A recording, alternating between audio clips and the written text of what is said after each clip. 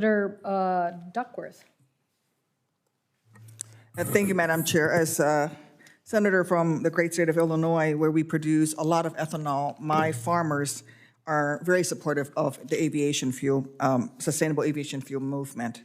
As a pilot, and we both actually started off as rotorheads, so welcome. It's good to see a fellow rotorhead, and I know your background in aviation actually also includes a long history in aviation safety. Yes, ma'am. All the way back to your days as an Army pilot. One of the things that you learn is that a safety system should never be left vulnerable to a single point of failure. Never. Redundancy saves lives. We know that.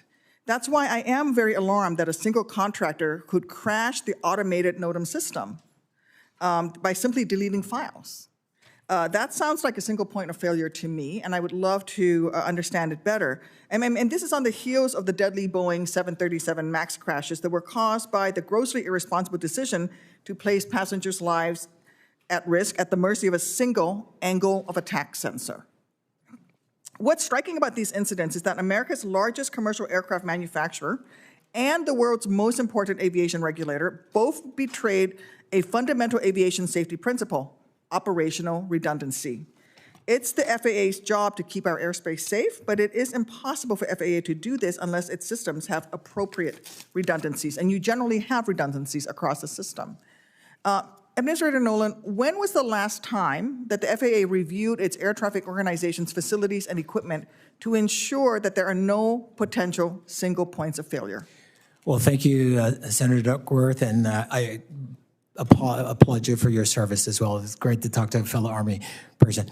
Let me just say we have an ongoing look in terms of where we are. So the whole journey of modernization for the FAA is exactly to what you're describing. How do we continue to build in redundancy and resiliency in the system and expand it to be able to accommodate new entrants and what we have today? That work is ongoing. When was the last time before the NOTAM system crashed that a review was conducted? We did reviews in 2020, 2021, and we've done 3 reviews in 2022. I would love to see any reports from those reviews, if possible. We'll certainly follow up with the Thank office. you. The Boeing 737 MAX investigation discovered that at least one employee specifically cautioned against relying on a single angle of attack sensor in the airframe, but that concern went unheeded.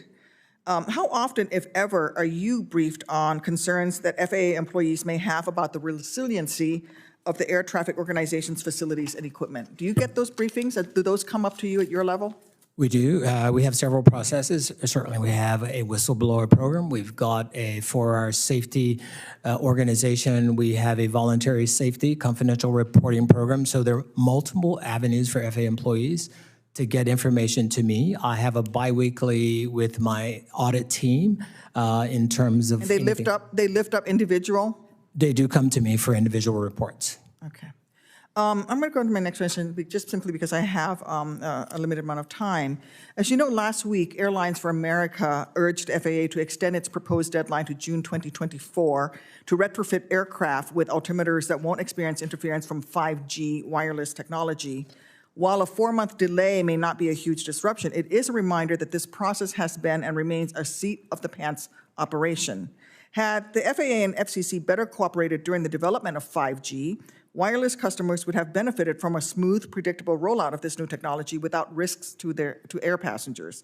Instead, we were treated to delays, negotiations, and uncertainty, all because the FAA and the FCC failed to meaningfully collaborate with each other early and often over the years. We should never have reached a situation where the FAA had to seriously consider halting flights at certain airports because it could not rule out the risk of 5G interference causing a crash, even if such a risk was low. I have several questions I'm going to submit for the record. But really, what I need to know is the FAA receiving all the technical information it needs from the FCC and the wireless carriers to ensure that 5G does not interfere? Does the FAA have the resources that it needs to ensure that all passenger aircraft are equipped with the technology to prevent 5G from interfering with flight operations? And this is both commercial but also general aviation. Is the FAA sharing all relevant information with FCC and air carriers to prevent 5G from interfering with flight operations? So I have a series of questions I'm going to submit for the record, and I'd ask for you to please submit your answers in writing. Thank you. We'd be happy to respond. Thank you. Thank you.